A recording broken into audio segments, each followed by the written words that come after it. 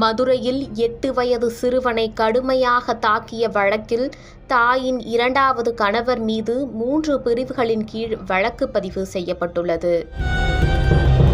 மதுரை கோச்சடை பகுதியைச் சேர்ந்த சுகன்யா என்பவருக்கு ராஜா என்பவருடன் திருமணமாகி சித்தார்த் என்ற மகனுள்ளார்.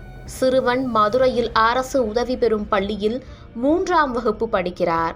இந்நிலையில் முதல் கணவரை பிரிந்து 2வது கணவர் ரேவந்த் என்பவருடன் சுகன்யா தனது மகன் சித்தார்த்துடனும் வாழ்ந்து வருகிறார். கடந்த பல மாதங்களாக மது அருந்துவிட்டு ரேவந்த் கடுமையாக சித்தார்த்தை தாக்கி சித்திரவதை செய்து வந்ததோடு நேற்று பிளாஸ்டிக் ஒயரால் முதுகு, கை, கால் உள்ளிட்ட இடங்களில் கடுமையாக தாக்கியதால் மயக்கமடைந்துள்ளார் சித்தார்த்.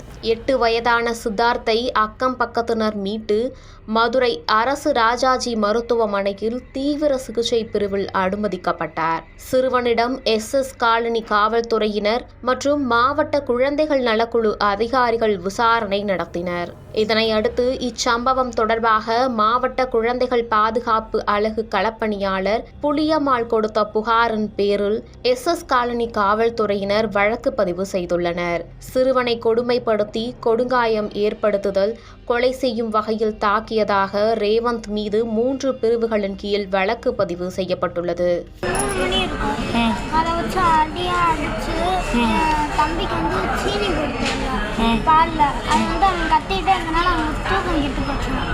அதனால கேஸ் டீப் எடுத்து என்னை அடித்து 4 மணிக்கு தான் வெளியே கட்டி விட்டாங்க. திரும்ப 10 மணிக்கு தான் எல்லாரும் பேசி இந்த மாதிரி போலீஸ் ஸ்டேஷனுக்கு அனுப்பிச்சாங்க.